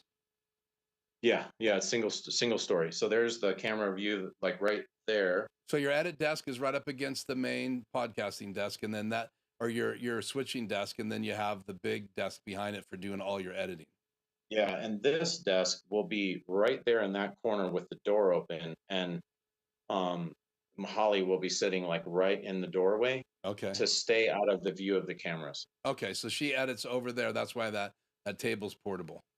And what's really funny is if you watch that first podcast, the one with me and Sean, right? And see, there's always going to be like little things that you're learning, but in that very first one, the corner of the CTEC monitor is actually in the first like 10 minutes in the in that shot from that camera. Oh, so you had to make a little bit of adjustments. Well, Holly saw that it was in there and then she moved it. Oh, cool. So yeah, but it's really hard to. I mean, it's not hard to notice when it's there, but if I didn't tell you, you probably wouldn't even notice it. But yeah, if anybody watches the first like 5 to 10 minutes of it, you're going to see the corner of this in there. Awesome. And I was like, oh my gosh, are you kidding me? But it doesn't look that bad. Well, so any other questions that anybody has? I know there's a little bit of delay from the time I ask it to it can be posted online, but there are your pod mics. Those are by Rode, and they have a little pop filter built into them, a little foam pop filter, and those are the Rode brackets. They just attach to the side of the table. They also have a kit to drill your table that comes with it as well, that boom arm. Yeah, they do. That's the boom arm that I have my microphone on right now. It's identical. They have a version 2 of that has cloth on it with a bunch of Rode logos on it, but that's really cool. Mm-hmm. And so did you have your graphic designed by someone, or did you design your lower thirds? So the guy, my actual Career Insights logo, the guy that I bought from, he was a graphic designer for Disney. And I was like, hey, do you make logos? And he like made me a logo. And then you actually did my lower thirds. Yeah, I took that logo and then built your lower thirds for you. And that's just to get them situated on the bottom left, like I have it on this. So what you guys are looking at right now, this is a foreground graphic. We talked about it last week. I could be in a circle. I could have his camera in a circle. And what I did is his camera is coming through a PNG, a clear background. I'm in a clear background out of this cutout. but I also then put his logo into this design so that when he was doing his mobile camera, I could help promote Career Insights podcast. So also tonight, guys, go over and subscribe. I want to double. If you're listening to this video, you've watched it live or you're watching it delayed, go over to the link in the description below and subscribe and like these videos. I think when I looked tonight, before we went live, you had 17 subscribers. Someone said earlier that they subscribed, so that would give you 18. So please go over and subscribe. I've subscribed to Eric's Career Insights channel, watch some of the videos, comment in the chat. And man, I really think this is cool. So any other questions before Eric sits back down and we wrap up tonight about his studio? What's that corrugated stuff in the background? Is that like another panel that you bought? Like that stuff? Yeah, this is actually sound diffusing panels that I got from Home Depot as well. I ordered this with the butcher block. This stuff's really cheap and it's super thin. You can actually, let me get up on this chair and you can actually see, we just glued it to that board. That's that foam board. We just glued it to this. So it comes in small sections and you put it all together? Yeah, it comes in small sections and it kind of fits together like a puzzle. Like if I show you really close, you can kind of see right there where it goes together. Yeah. Yeah, Tony's saying, I thought you did the logo because it's very similar. No, actually, Tony, when I got the original files from Eric, I went, wow, you and I were using the light bulb. Of course, his is Career Insight. I like the light bulb because it to me, it's like the idea, and you chose it. We talked about that in one of our Zoom meetings, and I said, people are going to think I designed your logo. No, all I did was take his PNG file and fix it so that it could be displayed in the right format. So when you're using an ATEM and you just put a logo in there, you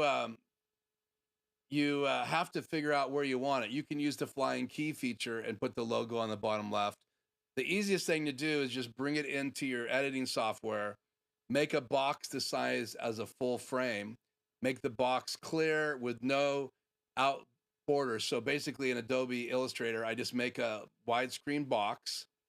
So I set up a widescreen new project, and then I take a box around it with my pen, create a square box rectangle. I don't put any fill in it. I don't even make it a color. I make it transparent. And then I take the logo and put it in the bottom left. When I export that PNG now, the logo is where where I have it in this frame. And so Eric just has to put that logo on the screen, and it's a lower third. And I made him some for the logo being on that side and the other side, and I made different versions of those logos. So I do some graphic design for my clients because I want them to be able to practice putting their lower thirds up. So a lot of times if I don't make it for them, we never get to that class of how to get a lower third on there. So Eric, I wanted to, we're going to stay in this view to wrap up tonight. I wanted to basically ask you if there's anything else that you would like to share, and how can they find out your audio podcast? Where are your audio podcasts? So my audio podcasts will be on like the typical like Spotify, Apple. I haven't gotten to that yet because I need to subscribe to one of those hosting services like Libsyn. Right. But that's going to be, I should have that up by the end of the month because we're September 10th. Yeah. I'm hoping to have that done by the end of the month. Cool. Advice for anybody, it's kind of like one of those things where it's, it's if you're really wanting to do this, you kind of just have to figure out what pace you can work at. You know what I mean? Because it can be overwhelming because you've never done this before. Right. I would highly recommend hiring someone. Keith, has been so invaluable. Somebody like Keith is like essential. Yeah, and there's not a lot of people. I haven't run into other Eric. I think Eric Petrie does some consulting, and people have told me I had one guy that didn't click with him, and that he found me, and so I asked him a little bit of questions about how it did. I really like Eric Petrie, and he does a lot of installs. He's done some really high-end production installs, so he definitely knows his stuff. He probably has more knowledge than I do when it comes to like live events, and I think he did a really high-end studio. It was probably $200,000 install for Yeah. someone. So, did you run across anybody else that does any consulting when you're out doing searching? I didn't know, like, because you were the one that, like, your videos were really helpful, and I don't remember how it ended up happening, but I reached out to you, and I mean, there was no need to go with anybody else, and I just if I could go back and do one thing different, it would have been to have someone like you from the very start, because Yeah. it would have saved me so much time. Um, it's like, yeah, it's cool to like learn everything on your own and Right. things like that, but to have somebody actually say, hey, this, then that, Right. then that, because it takes so long for you to figure out that it's this, Yeah. then that, then Right. that, assuming that you've done all the research correctly. Right. Plus, if you're doing You, an audio video podcast and you're going to do it like my wife's, we had that experience. We knew that's why we set up the studio. I moved in yeah, here to get out of doing it in the dining room. So we wanted to make everything permanent. The other thing, too, is that some people are doing professional videos like they're going to sell a product or a training series.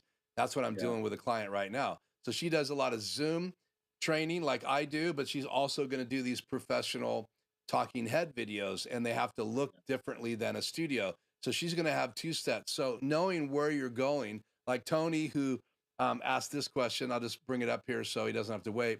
Absolutely love the foam board concept. Been looking for a way to have a portable oh, backdrop for my own so videos. happy with that. So the sports show, because he has a sports show that he's producing.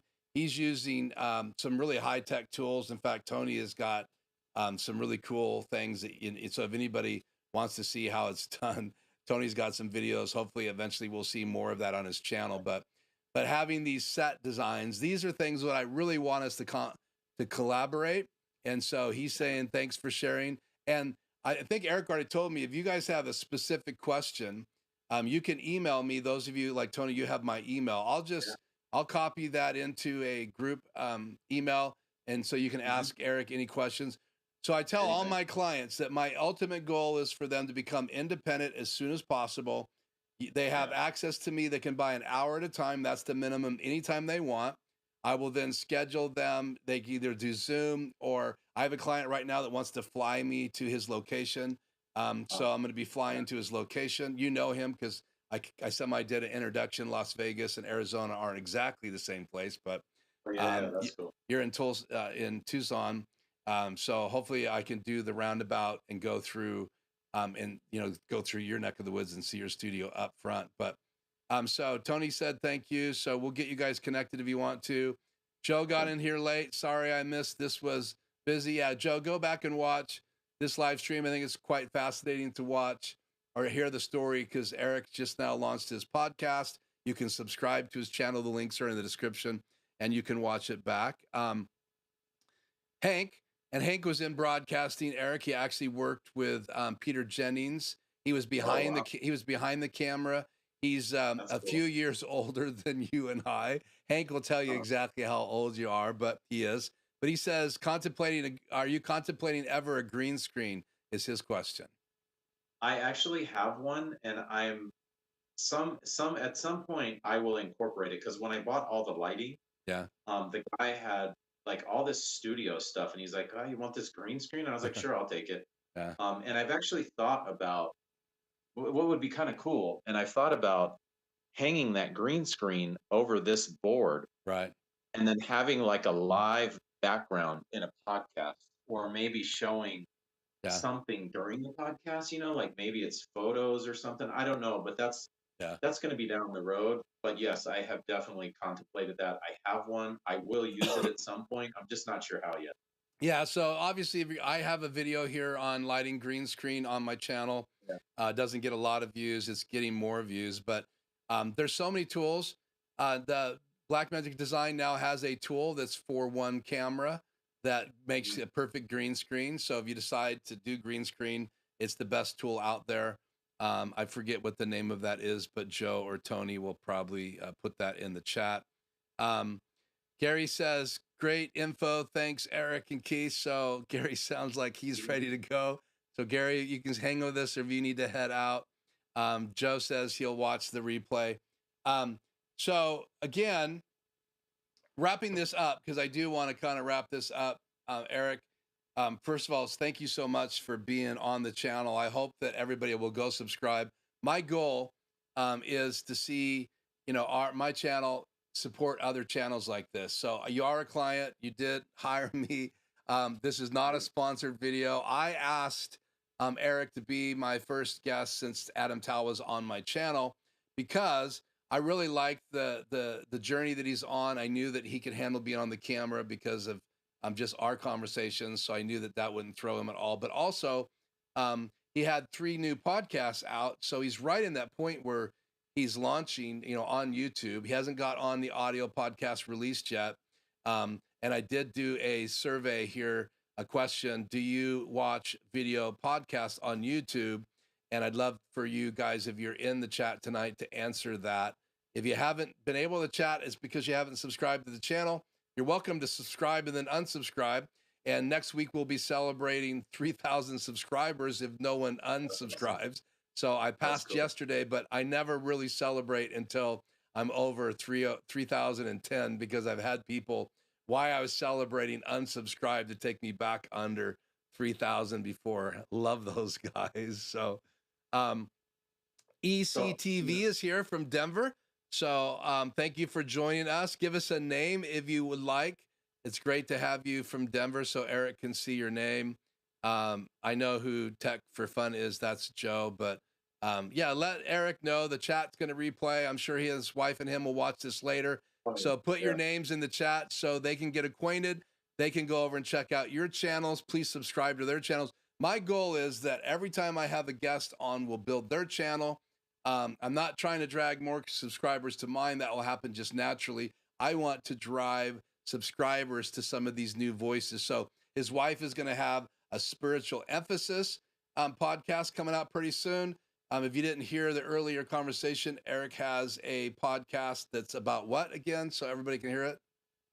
It's Career Insights Podcast on YouTube. Yeah. So everybody he's going to interview, they're going to be talking about careers, how you got there. They're going to, the inside information. So if you want to know from someone that's in the career, how to get the career. And actually your buddy talked about how he got into the JAG Corps.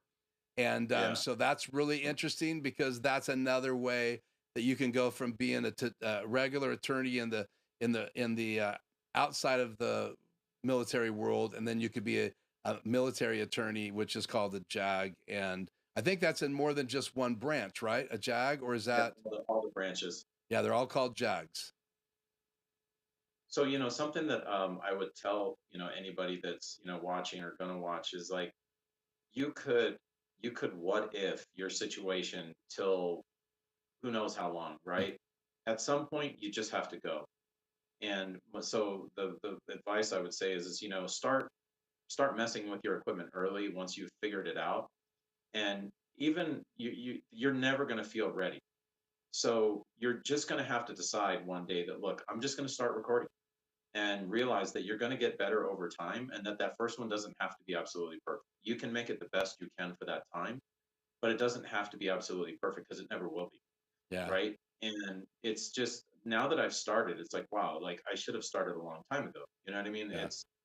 It's just kind of like everybody's advice on YouTube. They're like, just go make that first video. Yeah, it's hard to get people to make the leap. But I remember when I first rode a bike, I had training wheels, and so I was out in public, and everybody saw me my training wheels, and I rode bikes with people that didn't have them, and I couldn't wait to get my training wheels off. But I started riding my bike if I had never started with training wheels. Yeah. So I'm agree. That's such good advice, Eric, and coming from someone that's just taken the leap into the world of podcasting on YouTube, and I'm sure we'll see your shorts very soon.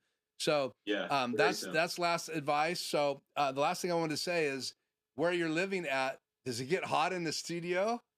No, it's we still run the AC. It's not real loud. I was a little worried about that, but we don't get any noise in here, so yeah, it's fine. Yeah, well, the Rodecaster Pro has effects that you can take out the background noise, so when you're not talking, so that's really cool. So Eric, here's the deal. Thank you so much for taking the time. I mean, this was investment yesterday for us to do the test. And then I sent you some questions, and I've covered most of those. We didn't dive as deep into your wife's podcast, but we did get the chance to hear about it. I'm really looking forward to hers launching. Maybe have both of you guys back on to just talk about what you've learned so far and how what your journey does to hers. Because there's going to be a lot of people that listen to this, and I don't have a lot of women people on my podcast, but I can't wait to get some wives who their husbands convinced to do podcasting.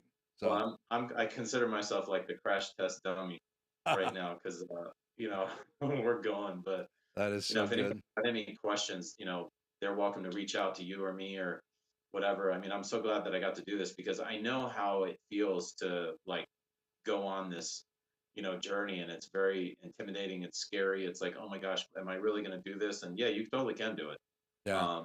And yeah, you know, just keep taking that step forward, get that first video out, and once you're there, it's like, wow, this is really cool. Like I've had a lot of fun with this.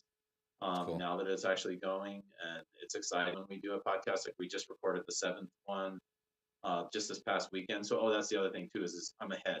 Yeah. You know, like I'm a month ahead. So you know, but the thing is like even though I'm a month ahead, I feel the pressure of now I have to keep recording because my commitment right now is one long form video a week. Yeah. So I have to continually be recording so I don't get, you know, either even or behind. Yeah, and it builds your channel. It builds your channel over time. And I'll just tell you, be patient with the YouTube algorithm because I have some videos that I produced, like my A10 Mini Pro has over 52,000 views now. People are finding it. I had a guy put a comment this week. He goes, I do not understand why YouTube doesn't have yours as #1, which is my favorite compliment. Because he goes, I watched so many, he watched so many videos I can only guess before he got to my A10 Mini Pro. And I watched the whole thing again yesterday because I wanted to watch it to make sure I fixed some of the things I did wrong. But I also want my new video on the Extreme to be as good or even better than that one.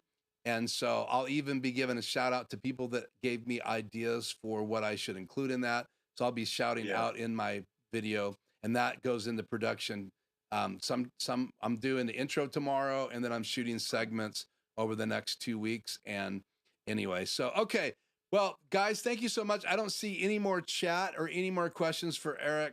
So I'm going to let him get back to whatever he's going to do on a normal Tuesday night. I'm so honored, Eric, that you would invite me. Number one, thank you. I'm happy to be here. I'm glad I got to be here. It was fun, and anytime. Awesome to have you in my world, and I'm sure I'm going to be gleaning some knowledge from your journey. And so, okay, if you haven't answered the poll, I'm going to close the poll tonight.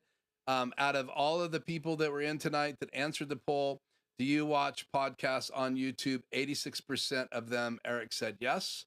And 14% said no. And so if you haven't voted, I'll give you a few more seconds. 14 votes tonight. So if there's anybody else in the chat that wants to give their vote on, do you watch video podcasts on YouTube? Now, YouTube has a new algorithm. So it's called YouTube Studio, I believe now, if you want to put your podcast up there. So they kind of experimented with podcast audio ones, and they coexisting on YouTube. Now they have a separate platform that I had to move Shannon's podcast over. So that's a whole nother thing. So I'm going to leave this poll up for a few more seconds. One last comment here. Thanks, guys. Great show tonight. Good luck, Eric. I'll go over to your channel and sub. That's from Tony. Thank you so much. So go subscribe. It's in the comments, the first video that he did. If you want to see the whole thing, hear more about being a JAG, being an attorney, and all the school, Eric and his buddy get a chance to have a conversation and see Eric's also, go ahead. If you watch that video, in the first couple minutes on that camera one view, look at the bottom right corner, you'll see the C-Tech monitor. So even in the first video, there was like a fail in there. So, you know what I mean? It's like, whatever at this point. It's kind of funny when I look at it. That's awesome. So, well, hey, again, thank you for being. It's great to have someone to have a conversation with and not just having a conversation with chat. This is actually going to be one of my favorite podcasts or actually live streams I've done, because it's nice to have someone besides Ratso. And if you don't know, Eric, who Ratso is, you'll have to go data mine my YouTube channel, because a couple guys heckled me. They found out that I was a ventriloquist, and they heckled me into bringing my puppets on. So if you go on my channel and you look for Ratso, you might find a Okay. video of me doing some ventriloquism. I apologize ahead of time. I'm rusty, but these guys seem to think I'm pretty good at that. So with that, I'm going to say goodbye to Eric, and I'm going to shut down this YouTube or this Zoom. So say goodnight, guys, Thank to you, Eric. everybody. Thank Take you care. very much, brother. Bye. Okay, while you guys wait a second, I'm going to shut down. You can actually just jump off if you want to, Eric, or you could stay on and watch. Either way. Okay. He is out. So I'm just going to try to find. Cool. Shut that down. Well, I'm going to take that off because I don't need headphones anymore. My face is hot. Thank you guys so much for being on with me live. I have two things upcoming. I have a behind the scenes look at me setting up a studio. That's going to happen next Tuesday. So I did an hour and a half of work in the studio today, right around the block. I unboxed a Rodecaster Pro Duo, updated the firmware. I opened a couple more of these Wireless Go 2s kit, a Sennheiser shotgun microphone. Let's see what else. A new laptop. What else did I unbox today? Lots of things. I'm setting up a studio. So you guys will see some pictures of that, some behind the scenes things next Tuesday. I will not have a guest, but I'll have some video clips. I'll talk about the experience I'm having helping someone hands-on as a regular consulting relationship and not having to do it on Zoom. That's going to be super exciting. And if you have not subscribed tonight, please consider subscribing if you haven't liked the video yet. Thank you so much for being here. Hopefully, this wasn't a boring topic. We are going to close the poll. Do you watch video podcasts on YouTube? 86% said yes, 14% no, 14 votes. So we're going to end that poll tonight. So again, thank you so much for tuning in. I'm going to call it a night. Please consider being with me next week. Say a little prayer for my new adventure. I have an hour and a half video, extreme ISO, getting started, that I'm going to get into produce. Actually, I've been talking about it for months, but now I'm ready to do it. The time is right. So guys, look forward to that. Again, I'll be back with you next Tuesday at 4 p.m. and that's the 17th, and I can't wait for that.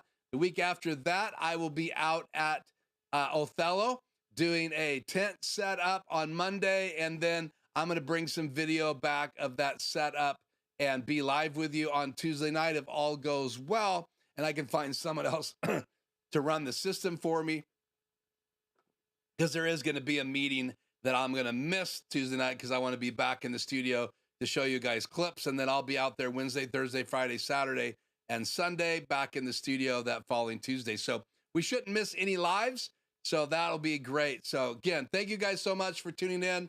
I'm going to roll the outro, and we'll see you in a video again here at Life Journey Production Studios very soon. See you then.